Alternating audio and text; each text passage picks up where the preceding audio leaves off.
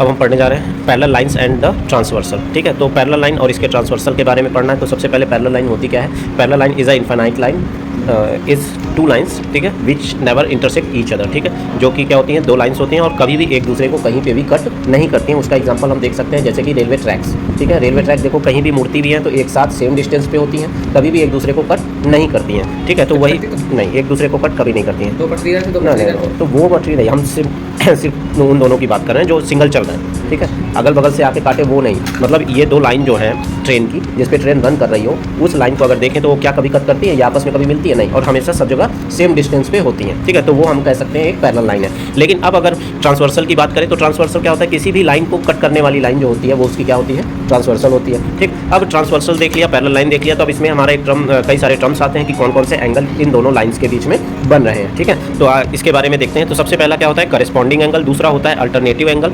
Alternate angle, तीसरा होता है अल्टरनेट एक्सटीरियर एंगल, चौथा होता है कॉन्जिक्यूटिव इंटीरियर या कोऑर्डिनेटिव एंगल और interior angle on same side of the transversal. ठीक, तो इसके बारे में आओ यहाँ पर डिटेल फिगर में देखते हैं। तो यहाँ से देखो, सबसे पहला क्या है हमारा? Corresponding angle. तो करेस्पॉन्डिंग एंगल हमारा क्या होता है? देखो, एंगल 1 और 5, यानी कि ये वाला एंगल और ये एंगल, ठीक है, सबसे बाहर और इसका इंटरनल, सामने सामने एक ही साइड के दो, एक इंटरनल एंगल और एक आउटर एंगल, दोनों क्या होते हैं? Corresponding angle. उसी हिसाब से 2 और 6 भी इक्वल होगा। ठीक है, 2 और 6 इक्वल होगा, उसी हिसाब से 7 और 3 इक्वल होगा, 4 और 8 इक्वल होगा। कैसे? By corresponding angle. ठीक है, आगे देखें, अगला क्या कहता है? Each pair of alternate interior angles are equal, यानी कि इंटीरियर एंगल्स के जो भी पेयर है वो आपस में इक्वल होते हैं। इंटीरियर एंगल कौन कौन से हैं? ये है, ये है, ये है, ये है, ये सब क्या है? इंटीरियर एंगल है। ठीक है, तो अल्टरनेट इंटीरियर की बात कर रहा है। अल्टरनेट इंटीरियर मतलब ये है, तो इसका अल्टरनेट ये होगा। ठीक, यहाँ पर देखो, एंगल 3 और एंगल 5 आपस में इक्वल होंगे, एंगल 6 और एंगल 4 आपस में इक्वल होंगे। ठीक है, समझ में आया? तो ये अल्टरनेट इंटीरियर एंगल्स है, 3 और 5 और 6 और 4, ये दोनों आपस में इक्वल होंगे। अब क्या बोल रहा है? Each pair of alternate exterior angle are equal. Exterior angle कौन कौन से हैं? तो देखो, एक्सटीरियर एंगल 2 है और 8 है, ये इक्वल होगा। लेकिन कैसे होगा? देखो भाई, क्या होता है, ये आमने सामने के एंगल्स इक्वल होते हैं, है ना? इसको क्या कहते थे? कॉन्जिक्यूटिव, अरे सॉरी, वो क्या कहते थे यार इसको?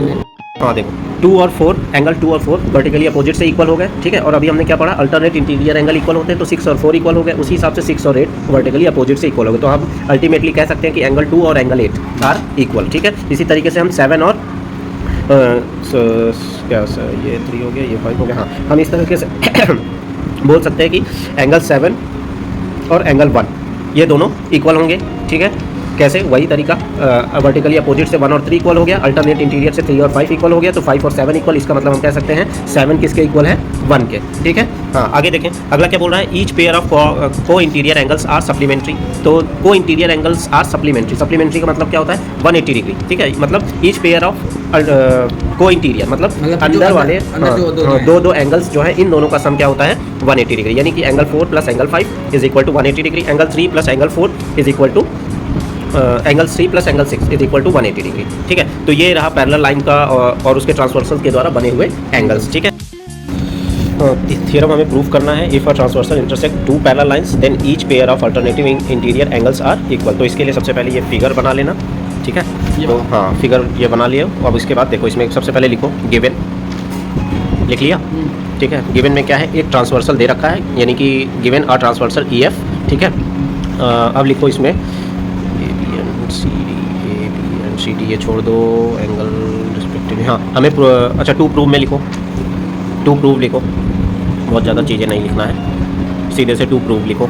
ठीक है, 2 प्रूव में लिखो, हमें प्रूव क्या करना है कि each pair of alternate interior angles are equal, मतलब alternate interior angle, angle 3 is equal to angle 5, ये हमें प्रूव करना है।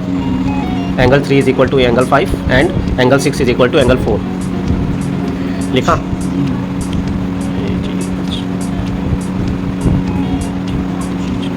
लिखा है? हो गया? नंबर के टर्म्स में लिख लो। चलो, अच्छा लिख लिया तो कोई बात। हाँ ठीक है, लिख लिया।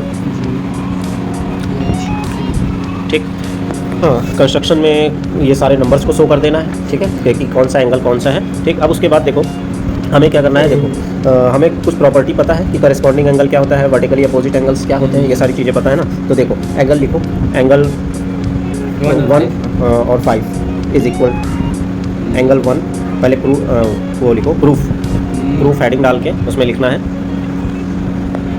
Angle 1 is equal to angle 5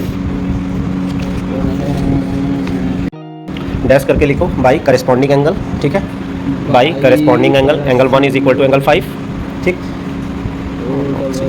हाँ देख लिया करेस्पॉन्डिंग एंगल्स, तो बाई करेस्पॉन्डिंग एंगल देख लिया। अगला लिखो angle 1 is equal to angle 3। Survival कर रहे हैं हमको। हाँ सर्वाइवल कर रहे हैं। हाँ लिखो angle 1 is equal to angle 3। Angle 1। हाँ angle 1 is equal to angle 3। भाई कैसे? ये वर्टिकली अपोजिट से देखो है ना, 1 और 3 आपस में इक्वल हैं, किससे? वर्टिकली अपोजिट से। बाई वर्टिकली वी आर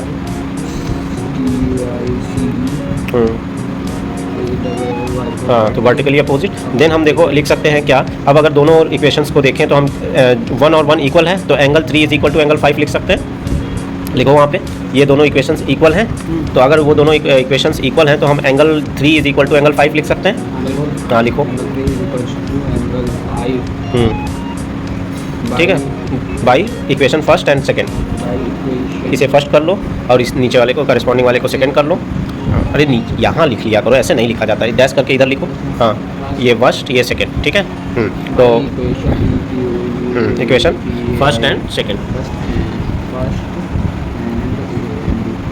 ठीक है, लिख लिया। हाँ तो अब सिमिलरली लिखो, सिमिलरली।